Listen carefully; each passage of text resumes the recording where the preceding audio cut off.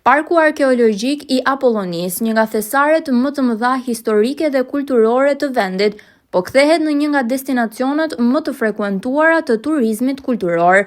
Çdo ditë, mijëra turistë nga Shqipëria dhe nga vendet më të zhvilluara të Evropës vizitojnë Apollonin për të eksploruar historinë e lashtë dhe për ta shijuar qetësinë e natyrës përreth. Veçanërisht gjatë fundjavave, numri i vizitorëve rritet ndjeshëm, duke e bërë këtë park një nga pikat më tërheqëse për turizëm ditor. Sezoni pranveror ka kthyer Apollonin antike në një oazë të preferuar për turistët vendase të huaj, të cilët jo vetëm që admirojnë rrënojat e lashta, por edhe vlerësojnë mirëmbajtjen dhe infrastrukturën që ofron parku.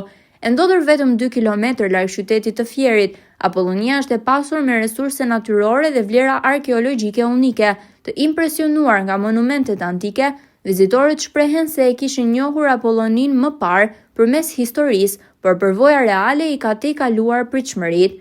Pjesa e rëndësishme e trashëgimisë që ruan parku janë mbi 100 skelete të zbuluara në Neokropolitin antik, të cilat i përkasin periudhës romake, nga shekulli i 3 deri në të 500 pas Krishtit, një dëshmi e gjallë e qytetërimit të lashtë që lwyzoi në këtë zonë.